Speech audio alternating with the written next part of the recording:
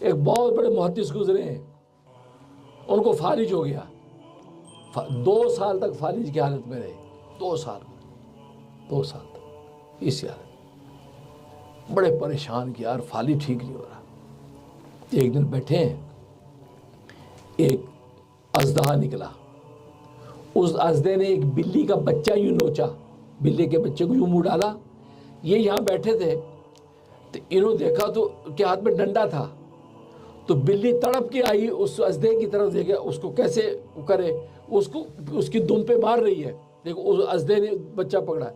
یہ بیٹھے تھے، انہوں نے ہمت کر کے اٹھ کے نا یوں کر کے ڈنڈا مارا اس کے، جیسے اس کے لگا بلی کا بچہ منہ سے باہر نکلا، بلی نے بچہ اٹھایا، بھاگی اور اژدہا جلدی سے جنگل کی طرف چلا گیا۔ پہلے زمانے کے مکان ایسے ہوتے تھے۔ بلی نے بچہ اپنی سیف جگہ پہ رکھا اور ایک دم ادھر آئی اور اس کو دیکھا، بزرگ کو، یعنی تشکرانہ نگاہوں سے دیکھا، چلی گئی۔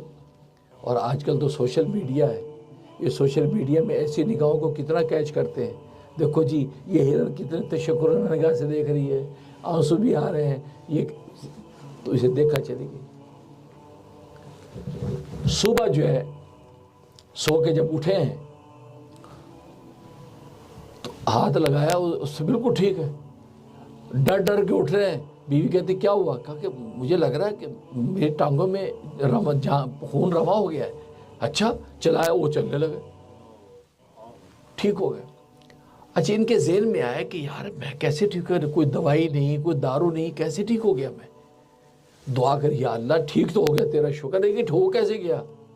تو رات کو جب سوئے تو خوب دعا مراقبہ کر کے سوئے، اور رسول اللہ صلی اللہ علیہ وسلم خواب میں آئے، کہا کہ یا رسول اللہ میں ٹھیک ہو گیا ہوں۔ اچھا، الحمدللہ، لیکن یا رسول اللہ ایک بات سمجھ میں نہیں آئی، میں تو کوئی دوا نہیں استعمال کی، عام دوائی استعمال کر رہا تھا، اس کو اس واقعے کی طرف نگاہ ہی نہیں ہے، وہ دماغ میں نہیں ہے، تو لیکن میں کوئی ایسی خاص دوا استعمال نہیں کہ میں خود ہی ٹھیک ہو گیا، کیسے ٹھیک ہو گیا؟ فرمایا کہ جس بلی کے بچے کو تم نے چھڑایا تو اس بلی نے دعا کی تھی، اللہ تبارک و تعالی وہ دعا تیری قبول کر لی۔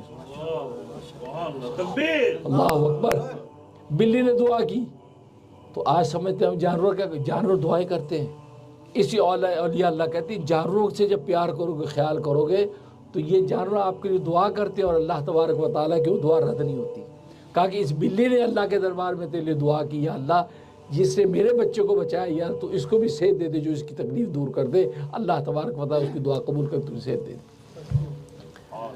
تو کہنے کا مقصد یہ ہے کہ یہ ایک الگ نظام ہے، سب اللہ تبارک و تعالیٰ کے تصرف سے چلتا ہے۔